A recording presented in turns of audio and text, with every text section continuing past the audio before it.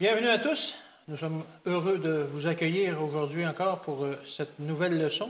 Alors, en fait, nous débutons un nouveau trimestre qui s'intitule « 3 messages cosmiques ». Alors, au cours de ce trimestre, on va étudier quels sont ces 3 messages cosmiques. Et le titre de notre leçon aujourd'hui, c'est justement « Jésus gagne et Satan perd ». Lorsque j'ai lu ce titre, ça m'a rappelé une histoire. C'était une jeune fille qui voyageait en autobus pour se rendre à son école. Et à côté, elle lisait sa Bible, elle profitait de ces moments pour lire sa Bible.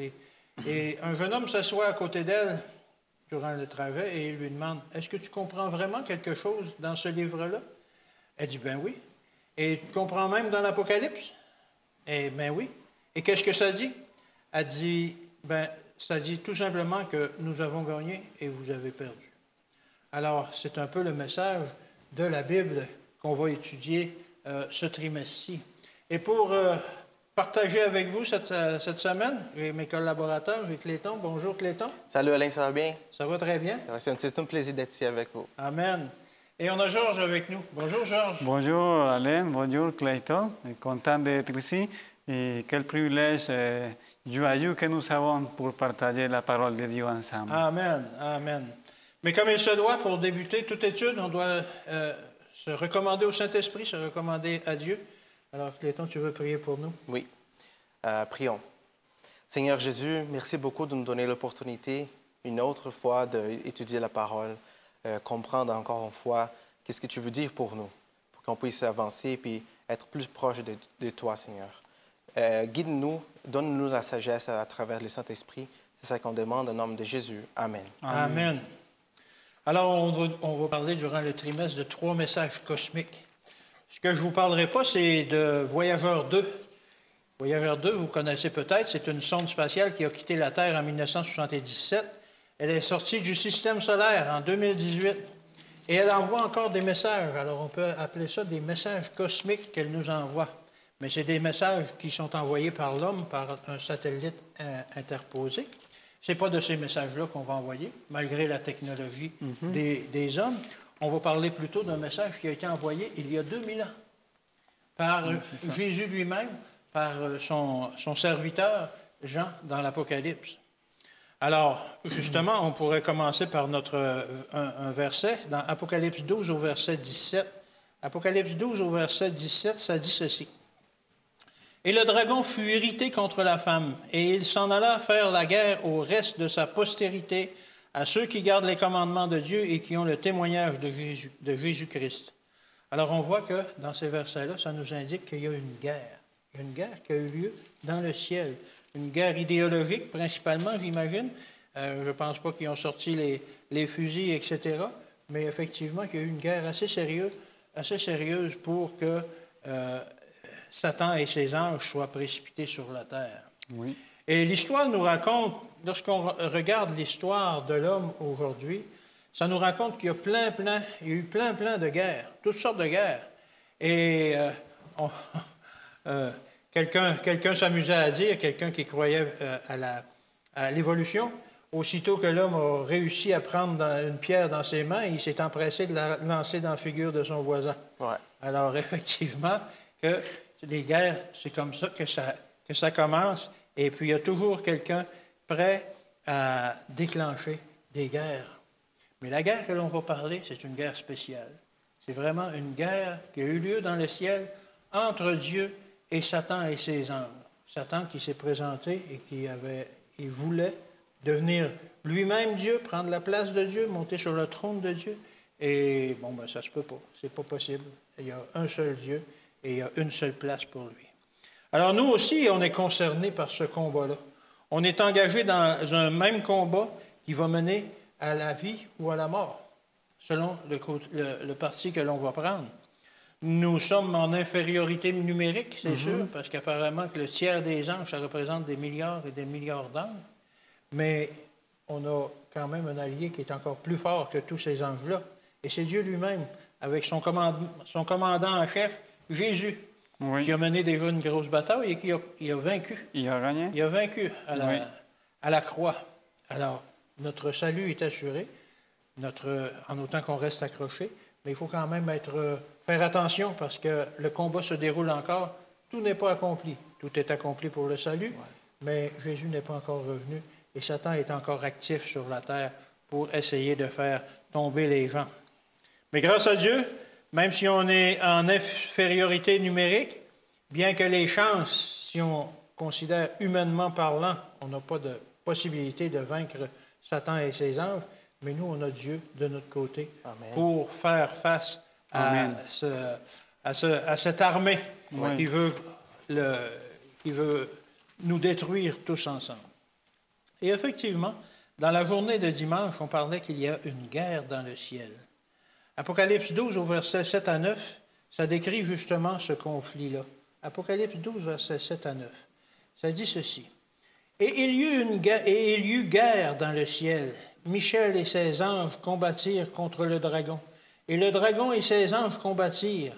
Mais ils ne furent pas les plus forts, et leur place ne fut plus trouvée dans le ciel.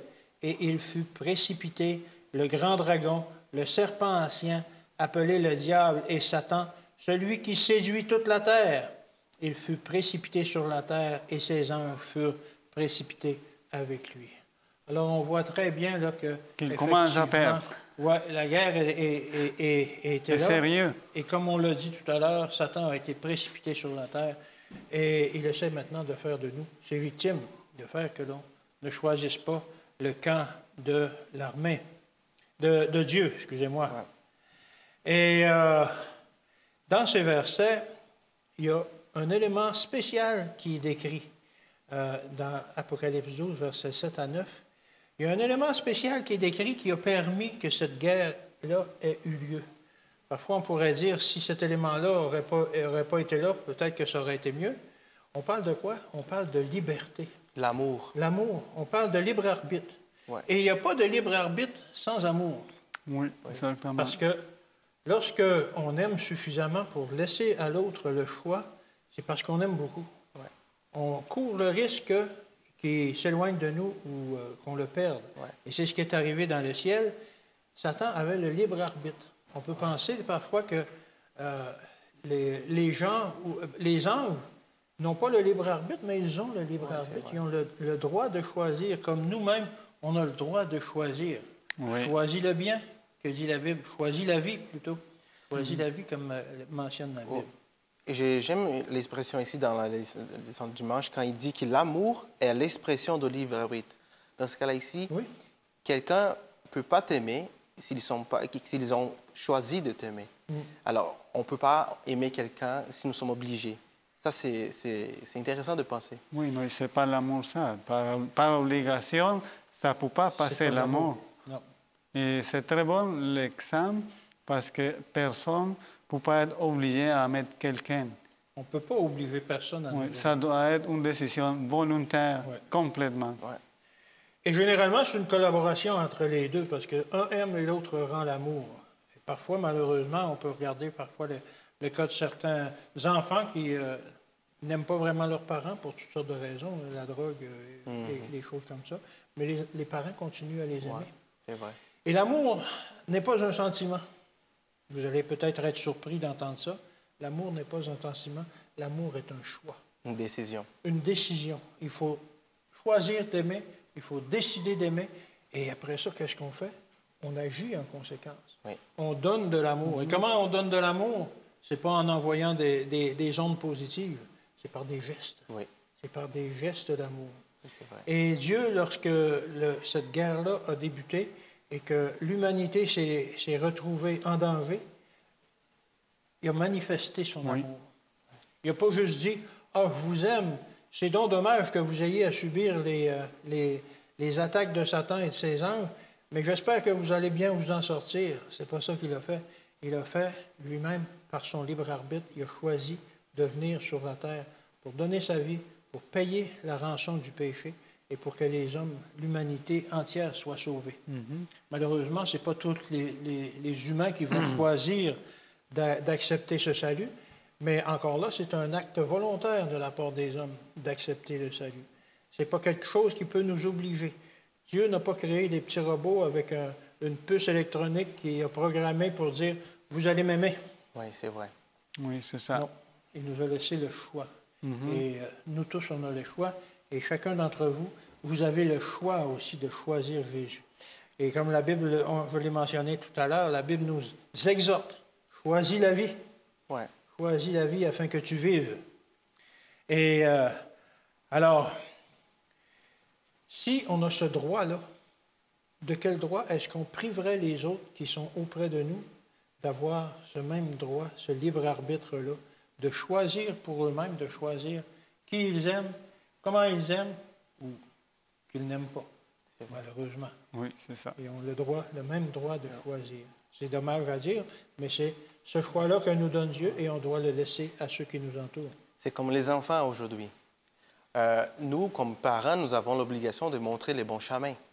Sauf qu'il va arriver un moment qu'eux, ils vont prendre leurs propres décisions. Exactement. Nous, va arriver un moment qu'ils ne seront pas capables d'obliger l'enfant de faire quelque chose parce que c'est correct. Lui, il doit comprendre, puis aussi prendre sa propre décision de faire ou non les choses qui sont correctes ou non. Exactement. Alors, c'est sûr qu'il y a une partie, comme nous, parents, de la responsabilité comme nous, parents, d'enseigner puis montrer les bons chemins. Mais va arriver un moment qu'eux aussi, ils doivent prendre la décision de choisir comme le bien nous. ou le mal. Exactement. Le choix est individuel. Exact. Chacun doit faire son propre choix. Et Satan a été précipité sur la terre et il ne s'est pas gêné de faire des attaques. Non. Puis, exactement, c'est la leçon de lundi. Puis, mais une chose que j'ai remarqué, que je vais juste répéter, la phrase que tu as dit, que oui, c'est vrai que nous avons à faire, nous avons le libre arbitre. C'est nous à choisir d'aimer à Dieu, de rester avec Dieu ou non.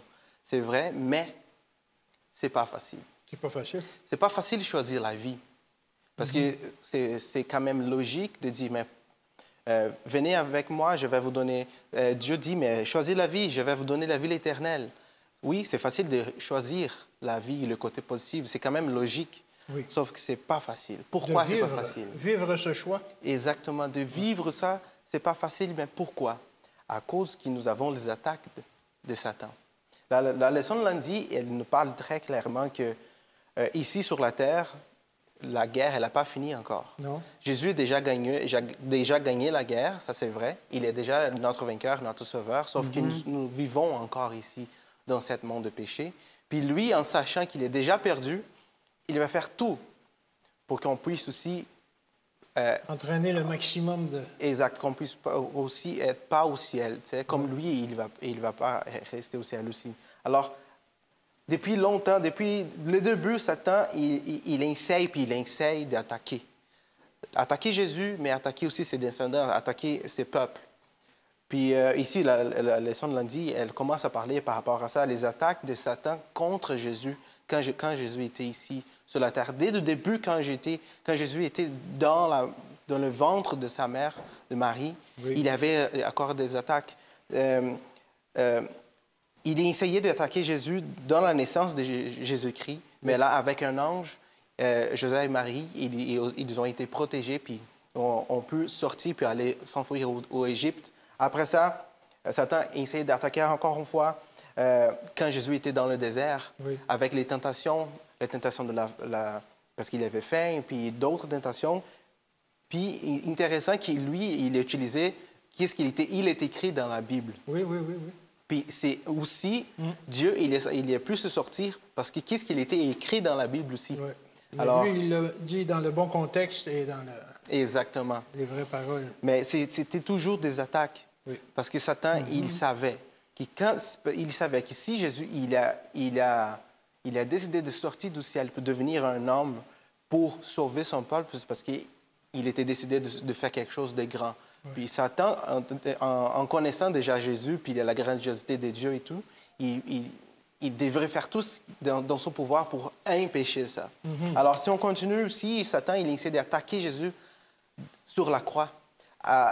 Et puis moi, je comprends que ça, c'était l'attaque ultime. Oui. Parce que c'était pas facile de savoir qu'un Dieu, Jésus comme un Dieu, puis aussi il avait tous les pouvoirs à son côté. Il avait des milliers puis des milliers d'anges à son côté. C'est comme c'était juste faire un clin d'œil ou quelque chose qui tout pourrait être fini. Jésus savait ça, mais il a décidé de tout mettre à côté à cause de l'amour. Puis, mais quand même, ce n'était pas facile, tu sais, d'être massacré, de torturer et tout ça. Oui. Alors, les deux côtés, le bien et le mal, ils ont été jusqu'au bout. Satan, il a fait tout ce qu'il était capable de faire pour faire chuter la décision, puis le plan final. Puis grâce à Dieu, Jésus a gagné. Puis à cause de ça, nous avons la chance aussi de recevoir cette grâce. Puis aussi, la leçon de lundi nous dit que la Bible, elle, surtout dans l'Apocalypse, Daniel, elle parle avec un certain symbole. Ici, il donne quatre symboles qu'on peut interpréter d'une autre façon. Okay. Par exemple, dragon, quand la Bible dit le dragon, on peut tout de suite faire on peut tout de suite comprendre, exact, que c'est Satan, la vieux serpent dans le premier jour. Ouais. Le dragon, quand on va lire, parce que dans quelques minutes ici, on va continuer à lire des versets qui va parler de dragon, qui va parler de la femme, qui va parler de l'enfant, qui va parler d'un verge de fer. Tout ça, il y a un symbolisme, puis il y a un significat. Alors, si je continue, la femme, c'est l'Église. C'est l'Église de Dieu. Ça représente l'Église. Qui représente l'Église. La femme pure. La femme pure. La pure, exactement. Parce qu'on parle aussi d'une prostituée. Exact. Qui n'est pas l'Église de Dieu. Exact. Puis aussi, il y a l'enfant. L'enfant aussi qui s'est symbolisé puis comme Jésus qui est né. Puis un verge de fer ça veut dire la puissance invincible. Alors, je vous invite aussi à aller dans Apocalypse 12, versets 4 et 5, qui nous dit, qui nous parle de certains symboles aussi, qui dit qu'avec sa queue, il balayait les tiers des étoiles du ciel et il les jette sur la terre. Les dragons se placent devant la femme qui va accoucher pour dévorer l'enfant de sa naissance. La femme met au monde un fils. C'est ce garçon qui va diriger tout le peuple très durement. Mais cet enfant est emporté auprès de Dieu et de son siège royal. Alors, on a compris aussi que la vie de Jésus, elle n'était pas facile dès le début jusqu'à la fin. Puis grâce à Dieu, Jésus, il est vaincu. Puis là, il nous donne quelque chose de gratuit. Ici, la leçon, elle nous dit que, néanmoins, lorsque nous, on a fait un pays de 350 000 $, notre dette de péché est annulée et nos péchés sont pardonnés. Est-ce que je lis correctement?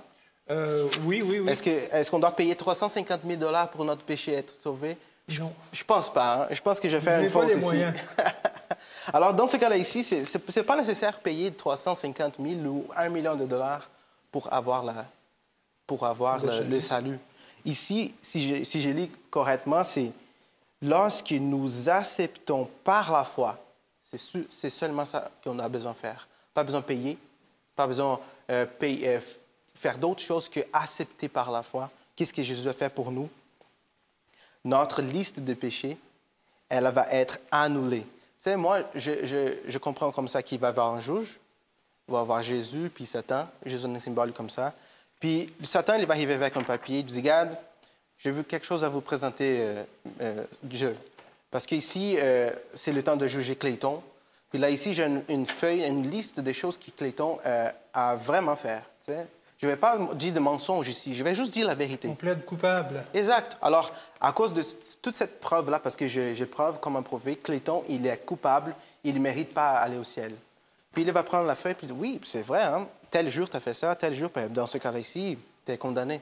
Mais avant de faire la décision finale, Jésus lève sa main et dit, oui, c'est vrai, il a fait tout ça, sauf que moi, je vais donner ma grâce, je vais donner, parce que moi, j'ai payé le prix. Il a demandé pardon aussi. Exact. Il m'a accepté comme son sauveur. À cause qu'il m'a accepté comme son sauveur, s'il te plaît, donne-moi la liste ici, puis je vais mettre mon ticket de grâce avec.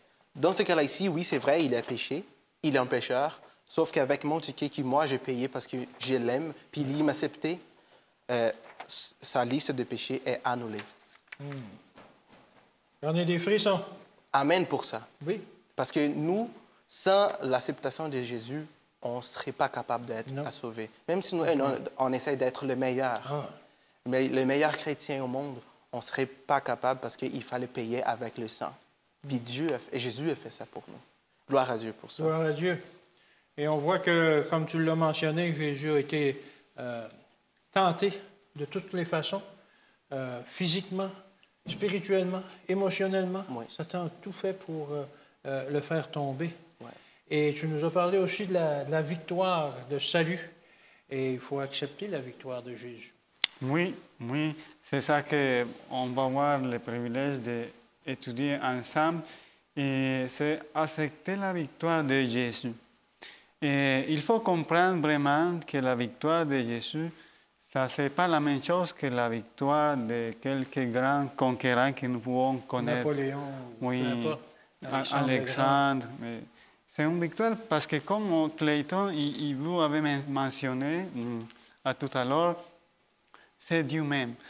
L'éternité même va nous aider à éclairer de plus en plus ce que ça signifie, le sacrifice de Jésus. Parce que, comme Clayton a dit, il avait tout le pouvoir de Dieu. Oui. De juste avec un mot, même avec une pensée, il pouvait faire que ces saints venir les sauver. Et ça a été dur pour Jésus savoir que ces races rebelles pour lesquelles il faisait un sacrifice tellement aussi énorme, sa propre race, sa propre famille, les Hébreux, les Israélites, il était là pour l'injurer, pour le décourager, pour l'offenser.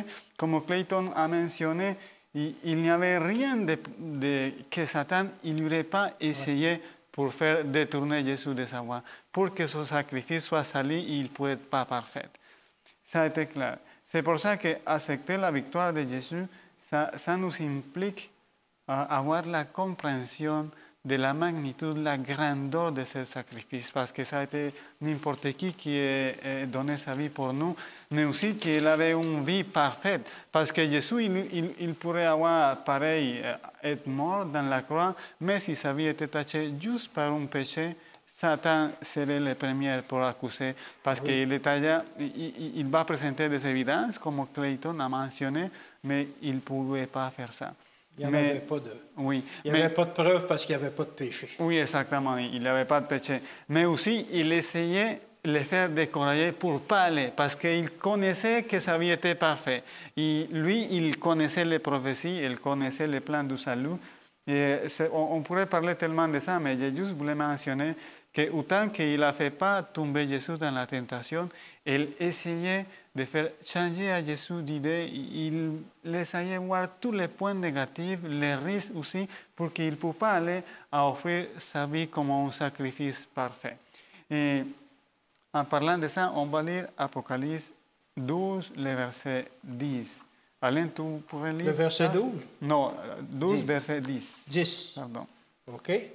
Et j'entendis dans le ciel une voix forte qui disait, « Maintenant le salut est arrivé, et la puissance, et le règne de notre Dieu, et l'autorité de son Christ, car il a été précipité, l'accusateur de nos frères, celui qui les accusait devant notre Dieu, jour et nuit. » Amen, amen, gloire à Dieu. C'est un verset énormément puissant, il y a tellement de choses à dire, mais je juste voulais mentionner qu'avant que Jésus eut donné sa vie dans la croix et qu'il est venu au ciel, il est descendu du ciel comme un petit enfant, Satan, il montait au ciel tel que représentant de la planète, mais il n'allait pas pour de bonnes choses, il allait pour accuser Dieu, pour accuser les gens. Regarde, ces serviteurs, il dit qu'il t'aime, mais il ne t'aime pas, ils sont des gens méchants. Mais aussi, il accusait les anges au ciel. Oui. Il accusait tout le monde, il accusait même Dieu même. C'est pour ça qu'au ciel, il avait une joie énorme. Ils ont dit gloire à Dieu parce que l'accusateur, il a été précipité, il a été jeté dehors. Il ne peut pas revenir. Et ça, tout il passait grâce à la victoire de Jésus. C'est pour ça que c'est important de comprendre et d'accepter la victoire de Jésus. Et de savoir que ça a été parfait, ça a été complet. Mais je voulais juste mentionner un autre verset que c'est tout de suite. Clayton, tu pourrais lire pour nous, s'il vous plaît, le verset 11. OK. Mais eux, ils l'ont vaincu grâce au sang de l'agneau. Et en rendant témoignage à la parole de Dieu, ils ont accepté de donner leur vie et de mourir. Jusqu'à quand de la mort. Oui, amen, gloire à Dieu. On voit que la clé pour nous, tels que chrétiens, c'est accepter le sacrifice de Jésus. Il n'y a aucun moyen d'être sauvé. Il n'y a aucun moyen de vaincre le péché par notre propre force. C'est juste avec ce sacrifice, parce que ce sacrifice a été parfait, mais Dieu a la puissance de nous donner la force comme il a vaincu pour que nous puissions vaincre aussi. Mais aussi, son sacrifice était tellement énorme que n'importe quel pécheur peut être pardonné. Avec n'importe quel péché? Oui, n'importe aussi quel grand péché. soit-il? Exactement. Aussi longtemps le péché était pratiqué, Dieu a le pouvoir de l'effacer et de changer la vie. C'est pour ça que nous disons souvent aux gens que nous partageons la parole de Dieu. Une des évidences plus grandes que nous pouvons partager avec vous autres, que la parole de Dieu est la vérité, c'est que Dieu a transformé les vies. Dieu change les méchants en bons. Dieu change l'alcoolique en une personne qui n'y a pas plus de dépendance de l'alcool. Dieu a changé l'enfant rebelle pour devenir un enfant obéissant. Dieu change les parents qui étaient méchants avec ces enfants qui ne prenaient pas ses responsabilités et lui devient responsable. Et c'est pour ça qu'accepter le sacrifice de Jésus, c'est ça la clé de la victoire. Et j'aime bien ce que le texte dit, parce que le texte nous dit, parce qu'ils ont, pardon, ça dit, oui. À cause de la parole de leur témoignage, il dit, ils ont vaincu à cause de son sang. La sang de qui? La sang de Jésus. La victoire, la clé, c'est savoir que par le sacrifice que Jésus a fait en donnant sa vie, ça nous donne la victoire. Il y a une assurance complète. Et c'est intéressant et c'est très important de nous rappeler qu'il a été jeté du ciel, il a perdu au ciel, il a gagné la première bataille, il était interdit de rentrer au ciel. Et Jésus encore a gagné la victoire. Nous pouvons aussi la gagner et la remporter, pas pour notre force, mais pour ce que Jésus avait fait pour nous. Par son sang. Oui. Il faut être prêt à donner notre vie en quelque sorte, parce que justement, oui, exactement. Dans le verset 11, justement, la deuxième partie, et ils n'ont pas aimé leur vie jusqu'à craindre la mort. Oui, alors, exactement. comment peut-on craindre la mort lorsqu'on a une promesse de vie éternelle? De vie éternelle, exactement. Par Jésus qui a accompli le salut, tout ce qui était nécessaire pour le salut. Amen. Et on parle d'une femme, on en a parlé tout à l'heure, mais une femme dans le désert. Oui, exact. Puis on parle encore une fois le désert. Parce que dans la leçon de lundi, on parlait de désert, mais c'était Dieu qui était dans le désert. Oui, c'est Jésus. Désert, temps d'épreuve, difficulté. Oui. Puis là maintenant, c'est la femme dans le désert. Tu sais, je reviens encore une fois à la leçon du dimanche qui dit que nous, ici, nous avons la liberté de choisir entre la vie puis la mort. Tu sais, imaginez-vous un monsieur qui ne connaît pas Jésus, qui a une vie vraiment détournée, avec la drogue, l'alcool, puis un père qui n'est pas responsable avec sa famille. Puis là, maintenant, il connaît Jésus, puis il choisit la vie. Il a compris qu'il pourrait faire un choix entre la vie et la mort. Il a décidé qu'il va choisir la vie. OK, il choisit la vie. Puis là, il prend le baptême. Ça se peut que, parce qu'il est nouveau, puis il est en train de comprendre que ça se peut que là, maintenant, il pense que parce qu'il a accepté Jésus, puis il a accepté la vie, puis il va prendre le baptême, tous ces problèmes vont disparaître dans l'eau. Sauf que non. Là, maintenant, ça va commencer la bataille entre le bien et le mal, avec sa vie aussi, parce qu'il a accepté Jésus. Oui. Puis là, je vous invite à tomber sur le verset, encore une fois, le verset 17, qu'il dit, « Le dragon, il est très en colère contre la femme et il part faire la guerre contre le reste de ses enfants, ceux-là qui obéissent le commandement de Dieu et qui sont témoins de Jésus. » Là, il est très en colère maintenant. Avec ceux qui... Il a perdu. Il a perdu, mais il a perdu, puis il n'est pas seulement accepté. OK, j'ai perdu, j'accepte. Non, c'est pas un bon perdre. Exact, c'est pas un bon perdre. À cause de ça, il est très en colère, puis il veut s'en venger. Contre qui? Contre les enfants. Contre nous. C'est ça. Nous on essaie d'obéir Dieu, qu'on essaie de choisir la vie. Alors, ce monsieur-là, que je suis en train de vous donner comme symbole, là, maintenant, il va commencer à avoir d'autres problèmes dans sa vie. C'est lutter à chaque jour contre le bien puis le mal. Puis là-dedans, le mercredi, il nous parle de la femme dans le désert, qui c'est quoi? L'Église. dans le désert. Nous sommes l'Église dans le désert. Mais dans cette période ici, c'était une période prophétique qu'on comprend que c'était qu'il y avait un temps de 1260 ans, 60 jours, qu'on comprend que c'est 1260 ans. Puis à cette époque-là, l'Église, le peuple de Dieu, ils ont beaucoup souffert. Parce que c'était une prophétie, puis Satan, il a profité de ça pour faire du mal au peuple de Dieu. Sauf que... Oui, vas-y. On parle du Moyen-Âge dans l'histoire. Exactement, du Moyen-Âge. Merci beaucoup, Alain. Puis, sauf qu'en même temps, le peuple était protégé par Dieu. T'sais? Sauf que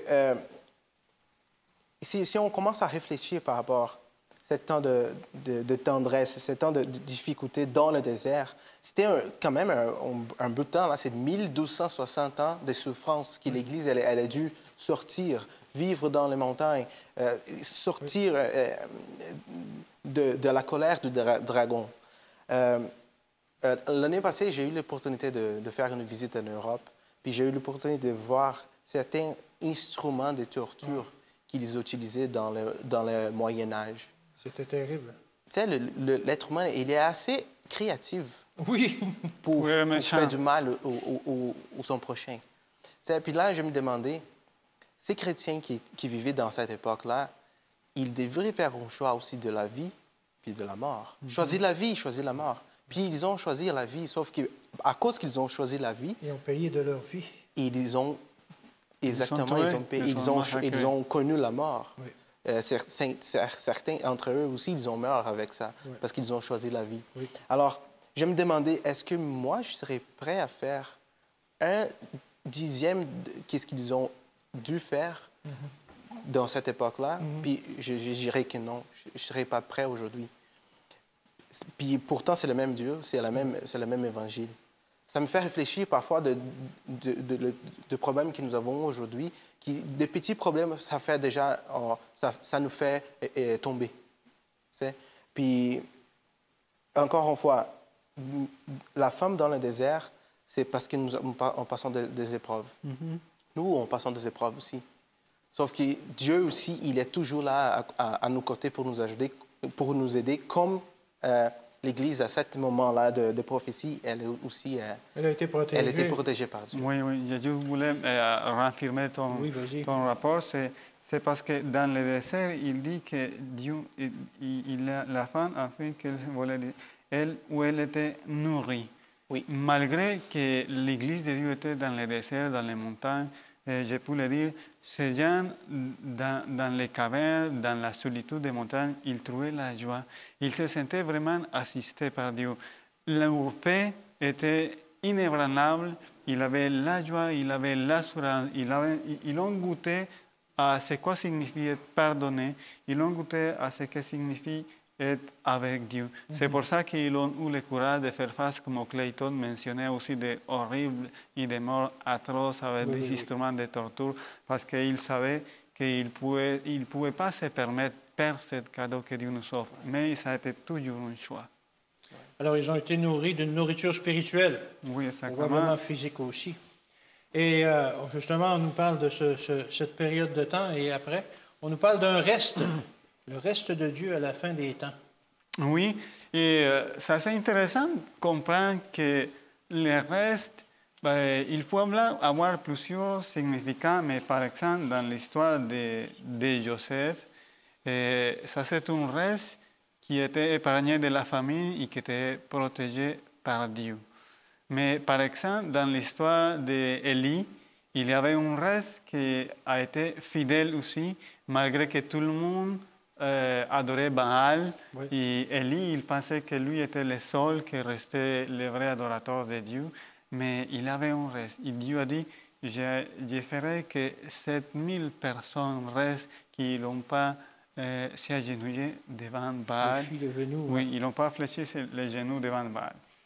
Et c'est vraiment bon de savoir que Dieu, il y a toujours ce reste qui était fidèle à Dieu.